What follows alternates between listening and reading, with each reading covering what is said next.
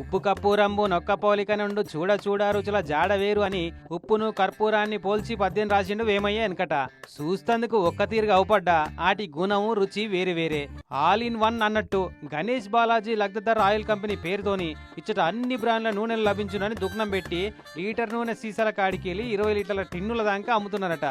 అయితే ఏంది అందులో తప్పేముంది అనుకుంటున్నారేమో. పైన అంటేసిన నూనె కంపెనీల బ్రాండ్ల స్టిక్కర్లు మాత్రమే వేరే, కానీ లోపట ఉండే నూనె మాత్రం అన్నిట్లలో సేమ్ టు సేమ్ ఉంటది. ఫేమస్ బ్రాండ్ కంపెనీల తాన కొంత సరుకు కొంటారట.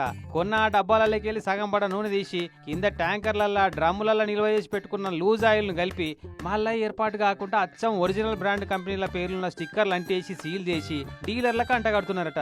ఇక అవి ఒరిజినల్ బ్రాండ్ల నూనెలే కావచ్చని డీలర్ల తన దుకాణంలో, ఆ దుకాణంలో అమ్మే నూనెలు సొక్కమే కావచ్చని కస్టమర్లు కొనుక్కపోవడం కామన్ అయిపోయింది. మరి south east task force police వాళ్ళకు ఎట్లొచ్చిందో డౌట్ గాని లోపలి పోయి చూస్తే లేబుల్లు లొసుగులన్నీ బయటపడ్డాయి. ఇక చూడు ఖాళీ బాటలు టిన్నులు వాటి క్యాపులతో సహా తయారున్నాయి ప్యాకింగ్ చేస్తందుకు. లెక్కకైతే ఇవన్నీ నూనె తయారయ్యే మ్యానుఫ్యాక్చరింగ్ కంపెనీలో తానే ఉండాలి, కానీ అన్ని తీర్ల బ్రాండ్ల నూనెలన్నీ ఇంట్లోనే తయారు చేస్తున్నారు.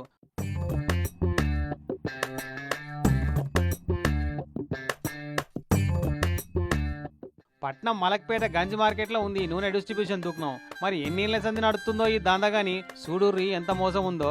చెట్టు పేరు చెప్పి కాయలమ్మినట్టు బ్రాండెడ్ కంపెనీల పేర్లు స్టిక్కర్లు అంటేసి నాసిరకం నూనెలు అమ్ముకుంటా మంది పానాలు పాడు చేస్తున్నారు ఈ పనికిమాలోళ్ళు. అసలు ఈ పెంట పనిలో పొత్తున్నోళ్ళందరి ఇళ్లకు ఇదివరకు సంది ఇదే నాసిరకం నూనె వాడే పనిష్మెంట్ ఇస్తే బాగుండు కోర్టోళ్ళు.